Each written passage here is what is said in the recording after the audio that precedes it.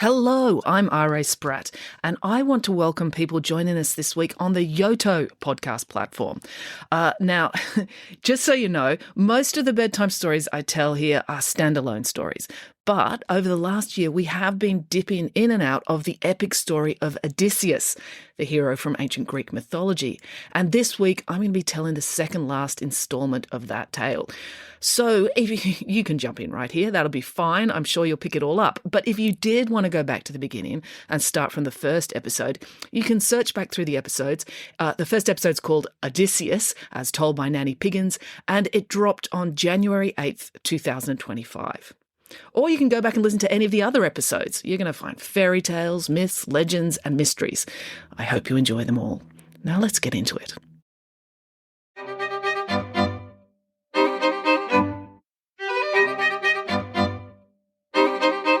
Hello and welcome to Bedtime Stories with me, R.A. Spratt. Well, I hope you're all well. Everything is beautiful here in Bowral. It's actually very, very cold, but it's sunny and cold, which is always nice. I'm in the house on my own, which is very rare because my husband works from home too, but he's gone off to rehearse with some actors because he's doing a play on Sunday. He's written it and he's directing it, and that's going to be on. Unfortunately, it's a single performance and I can't even see the play myself, even though technically that is my side hustle, is running the production company for his plays. I can't see it because I'm doing the Sydney Writers' Festival this weekend. Their family days on Sunday, which is the 25th of May. So if you are in Sydney and you'd like to come and see me, I'll be there. Just look up the Sydney Writers' Festival Family Day, and I think I'm on at 1:30 at Carriage Works. But anyway, they'll have all the details online. You can check it out. They get me to go and talk about Greek myths. So that should be fun. I only get 15 minutes on stage, so I'll probably just read the Medusa story because that one always goes really well. And then I'm emceeing the illustrator battle. So that's just me trying to get the crowd all G'd up while the illustrators battle to see who is the greatest illustrator at the Sydney Writers' Festival. And that should be interesting too, because the last thing I emceed was my brother's wedding. He's been married for quite some time now, 15 years, something like that. So anyway, it's taken me a while to get another emceeing gig, but that'll be fun. I'll take my bugle and make a fuss, see if I can get away with letting off my confetti cannon, because I've got some dangerously big confetti cannons that I'm not allowed to let off in theatres in case it sets fire to the lights. But I might be able to get away with it in Carriage Works because from memory it's got a very high ceiling. Anyway, that's enough of that. You want to hear a story, don't you? Is there anything else going on? My new book's coming out soon, Friday Barnes 13. So that's all gearing up. Not long till I have to go to the launch down in Melbourne. Still a few tickets available for that. And, I just finished writing my book on Romeo and Juliet. I finished the rough draft. There'll be a long editorial process. But, that was a big weight off my mind to get that book finished. I finished it. It was due on Friday and I finished it at 5 to midnight. I think technically when they say it's due on a certain day, you're supposed to get it by the close of business at, 5 p.m. But I never ask questions because if you don't know that, you can get away with it. So I got it in just before midnight. And so in my mind, I got it in on time. Yeah, so that's what's happening here. It's, as I say, I'm in the house on my own, so it's really weird. I can actually leave the door open, my office door open as I record this. But we'll see if that goes horribly wrong. I've got an electrician coming. I'm sitting in my office. The ceiling fan, which has got the light in it, stopped working last week, and I didn't have time to get an electrician out because I was writing my book. So I finished my book. So I called him and he just called to say that he will be here in an hour. So I've got an hour to record this. Hopefully it won't take that long because I think it's only a 15 or 20 minute story. So I'd have to make an awful lot of mistakes while I was reading it for it to take that long. So let's just I've got the wrong glasses on. I will swap my glasses. Oh yeah, I forgot to say I went up to Sydney and recorded the audiobook of Friday Barnes 2 as well, because people have been wondering where all the Friday Barnes audiobooks 2 to 11 are, and they didn't exist. So I have started. They finally agreed to let me do them. So I went up and did Friday Barnes 2, and that was a lot of fun. I always like working with Jason, the sound technician. He taught me how to play Go, the board game Go. I've always wanted to learn how to play it. So now I'm obsessed with that, and I'm spending way too much time playing Go on my iPad when I should be working. So that's what's happening in my life. Now let's read a story. So we're currently halfway through a story of Nanny Piggins and the eggs. And I'm sure you've listened to the previous episode for the first half of the story, but just if you want like a refresher on what happened, Nanny Piggins, she went to school to pick up the kids, and she discovered that the kids' school has an egg festival, basically, where each class, depending on what grade you're in, you have a different egg-based challenge. And Samantha has to mind her egg. Michael has to spin his egg, and Derek has to drop his egg off a building using some sort of contraption so that it doesn't smash. All right. Okay, now, anything else we need to talk about before we start? You may hear a dog barking in the background. I can't do anything about that. There's so many dogs live nearby, but there is a dog that lives 2 doors over, and his family, they go off to work and they put him in like it's like a run. It's quite a big dog run, but he gets a little frustrated with being in there. And we have this field, this park at the back of the run along the back of the houses.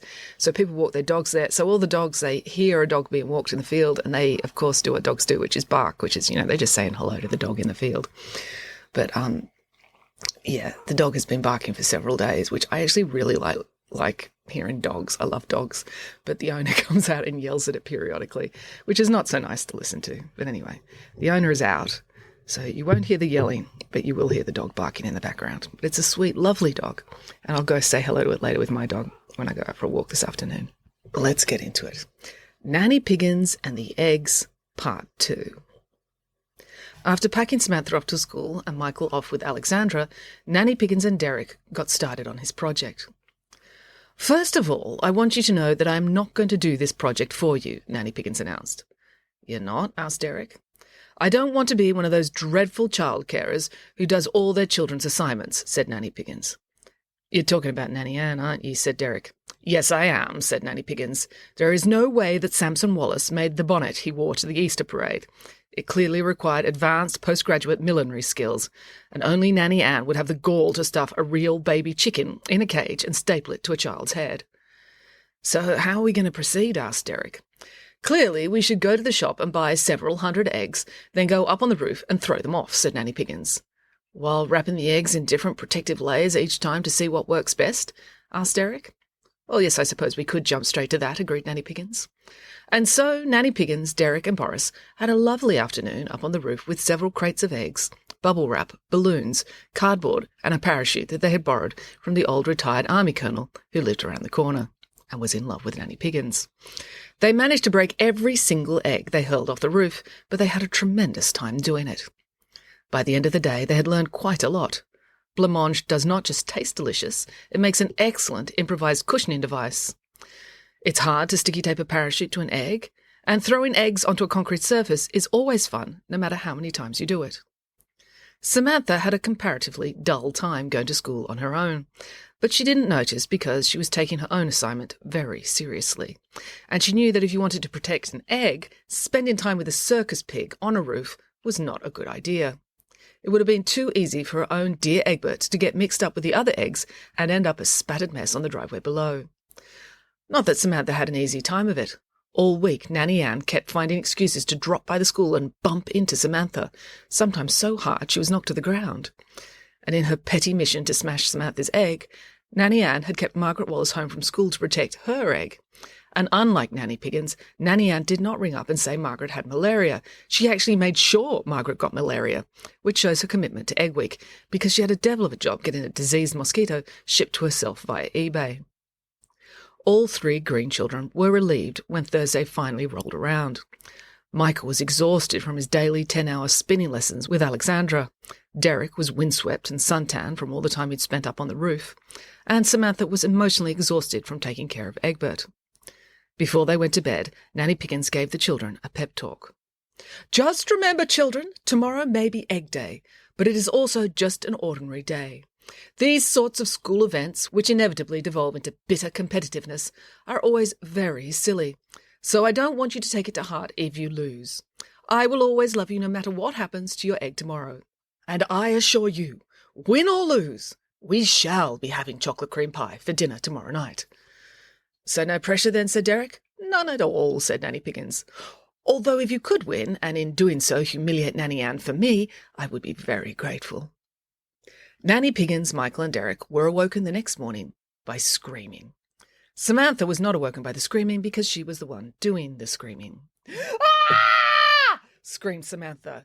"What is it? What's wrong?" asked Nanny Piggins as she and the boys burst into the room. "It's Egbert!" Samantha exclaimed. "He's gone! He was right here on my dresser, and now he's gone!" "Don't worry," said Derek. "We'll help you look." "He can't have gone far," said Michael. "Maybe there was an earthquake in the night, and he rolled off the dresser."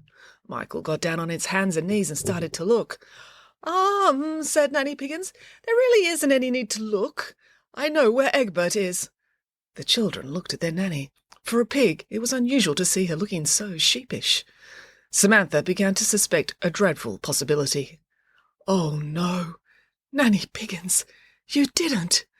Nanny Piggins actually blushed from shame. "Well, Derek and I had been so thorough in our experiments that we'd run out of eggs, and when I woke up in the night and felt a little peckish for cake, there were only 3 eggs left in the refrigerator, and everyone knows you need 4 eggs for a really good sponge." "You cooked and ate Egbert?" wailed Samantha. "Not at all," said Nanny Piggins. "I cooked and partially ate Egbert. I saved you a slice." "But what's my teacher going to say?" despaired Samantha. "I'm going to get an F." "Oh, pish," said Nanny Piggins. "I'm sure your teacher wouldn't be so petty. It's a very delicious sponge, and there's quite a large chunk left. If you give your teacher a slice, as soon as she tastes it, she'll understand. She'll know Egbert had to be sacrificed for a higher cause." At this point, Samantha wept a little bit, which made Nanny Piggins feel dreadful, until she persuaded Samantha to eat some of the cake. Then Samantha immediately agreed that Nanny Piggins had done entirely the right thing, before scoffing down some more. When they arrived at Egg Day, Nanny Piggins was impressed. All the classes had been cancelled, an excellent start in her opinion, and the whole school had been decorated with egg banners and egg cardboard cutouts. You see, unlike every other public holiday, Egg Day was a non-religious celebration, so the school could really get behind it without offending anybody. The first event of the day would be the spinning. Everyone in Michael's class would get a turn to go out in front of the entire school and spin their egg. All the kids did really well. Unlike maths homework, egg spinning was an assignment they all enjoyed, and they practiced hard all week, so they all managed at least 60 seconds of spinning. The clear winner was, however, Margaret Wallace. While the other students had practiced all week, she had been practicing for 2 years.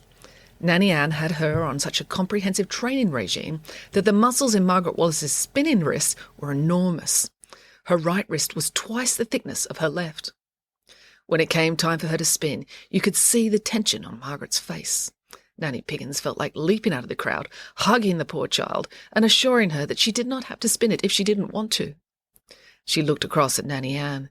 You could tell she really wanted to push poor Margaret out of the way and spin the egg herself. Margaret took a deep breath, put her egg down on the stage, and spun it with all her might. And it was a truly impressive spin. Her egg rotated and rotated, seemingly endlessly. It eventually came to a halt after 17 minutes. Nanny Ann was already on the phone to the Guinness Book of World Records, claiming the title for the longest egg spin by an under 8-year-old. But there was still one person left to spin, Michael. He was going last because he had accidentally become stuck in a toilet cubicle while putting on his purple sequined costume. What Michael did not realise, because he was stuck in a toilet cubicle at the time, was that none of the other students had dressed up in costumes, and that all the other students had spun their eggs on the wooden floorboards of the stage. Being a circus pig, it had never occurred to Nanny Piggins to do something as mundane as spinning an egg on the floor. It never occurred to Alexandra either, and Michael, being a biddable boy, had gone along with everything they suggested. So, after Boris finally liberated Michael from the toilet cubicle by ripping the door off its hinges, and he marched out on stage in a purple skin-tight jumpsuit, the whole crowd gasped. "Doesn't he look marvellous?" said Nanny Piggins, her heart swelling with pride. "Sequins really suit him," agreed Alexandra. Unfortunately, what Nanny Piggins did not realise, because she had never been a little boy, was that little boys do not actually like to look marvellous. They like to look exactly the same as all the other little boys, so that they don't stand out and no one makes a fuss of them. Perhaps you'd better spin your egg, Michael, called Michael's teacher from the front row of the audience. All right, said Michael amiably. He then shocked the audience again by disappearing into the wings and coming back out riding a unicycle while balancing a long cane on his nose. He then spun the egg as he tossed it up in the air and caught it on top of the cane. Then he spun it around and around while riding back and forth on the unicycle. It was impressive. Even the boys who'd been thinking up mean things to say about Michael's skin-tight purple jumpsuit soon found themselves yelling out, "Woohoo! Go, you good thing!" Eventually, after 45 minutes, Michael stopped. Not because his egg had stopped spinning, but because he was feeling peckish and he didn't want to keep spinning into morning tea time. "The winner of the egg spinning assignment is Michael Green," announced the teacher. "I protest," declared Nanny Ann. "He didn't spin his egg properly. He didn't follow the rules."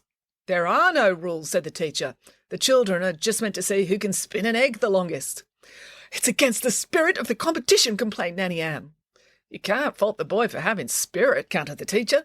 "He's wearing a skin-tight sequined jumpsuit." "It's not fair!" shrieked Nanny Ann, starting to get hysterical. "It's just a fun competition for 7-year-olds, the teacher said calmly. "It's only fair to reward Michael for putting in so much effort." Nanny Ann looked like she was going to explode, or pull her hair out, or pull the teacher's hair out. But after some effort, she managed to rein in her dignity.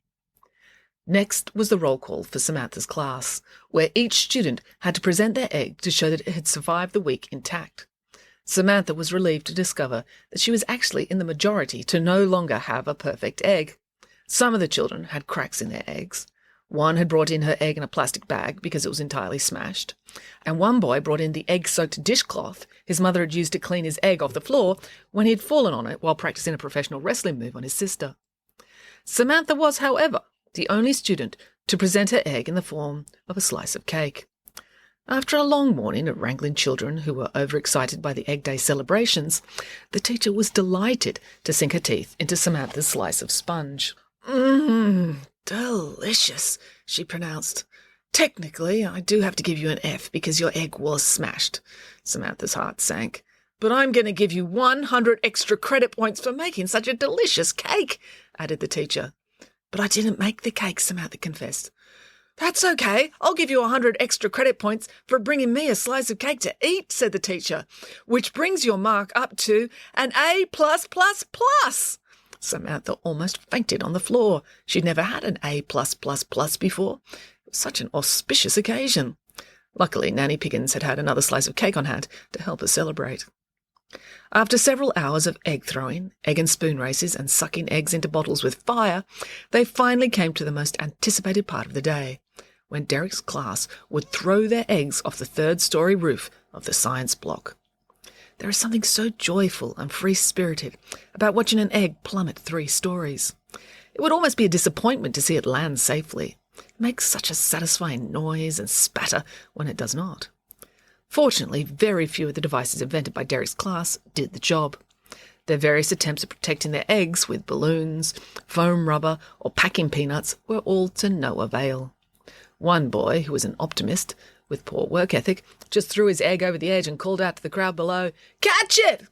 Most of the crowd had the good sense to take a step back and not get involved. Only Boris stepped forward to catch the egg.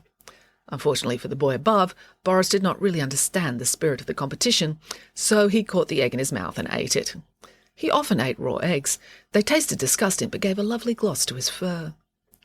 When Samson Wallace stepped forward with his egg-dropping contraption, the whole crowd was impressed. His egg was encased in a beautiful tetrahedral prism which was entirely made out of drinking straws. "And how did you get the idea for your design?" asked his teacher. "Well, I was reading from the specifications for NASA's re-entry capsule," said Samson Wallace. "That's a great big fib," denounced Nanny Piggins, turning on Nanny Ann. "You made that device for him, didn't you?" Nanny Ann smiled. "It's my job to be caring and supportive." "Humph," said Nanny Piggins, not liking to use the retort she was really thinking of in front of so many children. The crowd gave Samson a countdown. 3, 2, 1, He dropped the device off the building, and it dropped slowly like a beach balloon through the air. Through the clear plastic straws, everyone could see the egg carefully protected inside. Nanny Piggins' heart sank. Nanny Ann really had made a beautiful device. But then, when the capsule hit the ground, the unexpected happened. The straws crumpled, and the egg hit the bitumen firmly. Everyone gasped, but then fell silent. They'd heard the egg hit the ground, but it had not broken. "What's going on?" asked Boris. "She boiled the egg," accused Nanny Piggins. "I did no such thing," said Nanny Ann. "You can't prove anything." "Yes, I can," said Nanny Piggins. "Quick, Boris, eat the egg and tell me if it's hard-boiled or not." "No, don't," yelled Nanny Ann. "Keep that bear away from my egg." But no one in the crowd was silly enough to stand between a 700-kilogram bear and a meal. Boris scoffed the egg, shell and all, in a millisecond. Delicious," declared Boris, although it would have been nicer with a bit of salt and perhaps some honey. "Was the egg hard-boiled?" asked Nanny Piggins. "Oh, definitely," said Boris. 8 minutes in boiling water at the very least." "You can't prove anything," said Nanny Ann. "The evidence is in the bear's stomach." "I can regurgitate it if you like," offered Boris. "That's quite all right," said Nanny Piggins. "I'm happy to have won the moral victory, and we don't want to embarrass poor Samson. It's not his fault his nanny is morally bankrupt." "Look," called Samantha, "it's Derek's turn." Derek had pushed a large sheet-covered trolley over to the edge of the building. "What sort of device is he going to drop?" Michael asked. "He isn't going to drop anything," said Nanny Piggins, looking mysterious. "But those are the rules," snapped Nanny Ann. "The egg has to be dropped." "No, the egg has to go over the edge of the building," said Nanny Piggins. "There is nothing to say that the egg can't first go up before it comes down." Derek whipped back the sheet and revealed... "A cannon!" exclaimed Samantha. "Of course," Nanny Piggins said proudly. The crowd started to count down. 3, 2, 1, kaboom! The cannon fired an ear-splitting blast, and Derek's egg, encased in a huge bullet-shaped capsule, flew up into the sky. "But firing it up will only make it hit the ground harder," said Michael. "Pish," said Nanny Piggins. "Terminal velocity is terminal velocity. It doesn't matter what height you drop it from. But the higher you go, the more time for the devices to deploy." "Devices?" asked Samantha. At that moment, Derek's projectile reached the peak of its parabola, and with a huge parachute billowed out. Stitched into the parachute were the words, "I love Egg Day." The crowd cheered. "Blatant pandering," muttered Nanny Ann. "It's just a parachute. Any child could think of that." Far in the distance above them, the crowd heard another. "What was that?" asked Michael. "Oh, nothing," said Nanny Piggins. "Just the compressed helium canisters activating." Suddenly, a huge jumping castle dropped down from the capsule containing the egg and started to rapidly expand as it filled with helium. Now, with a parachute above and a helium-filled jumping castle below, the egg started to drift downwards at a very slow pace indeed.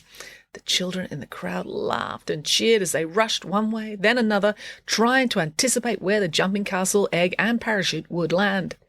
It finally touched down right in the middle of the school quadrangle.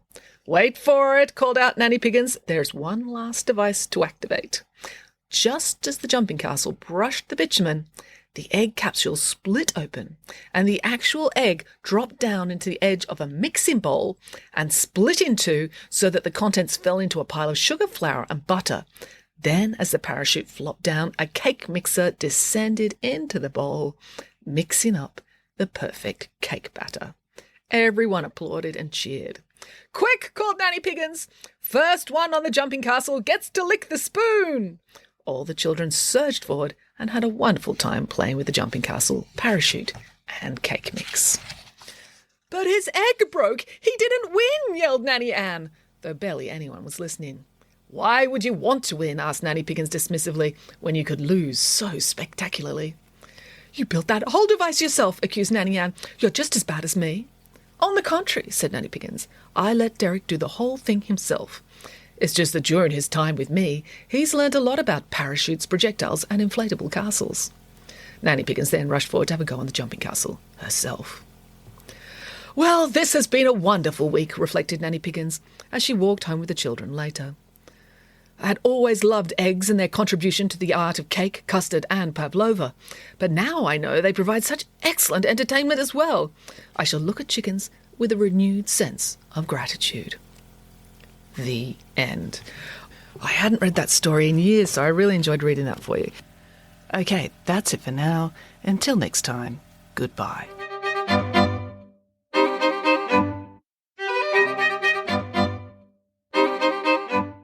Hello, it's me again. If you enjoyed listening to Bedtime Stories with R.A. Spratt, it would be really helpful if you could like, subscribe, follow, and or review the show on whatever podcast platform you're listening to now.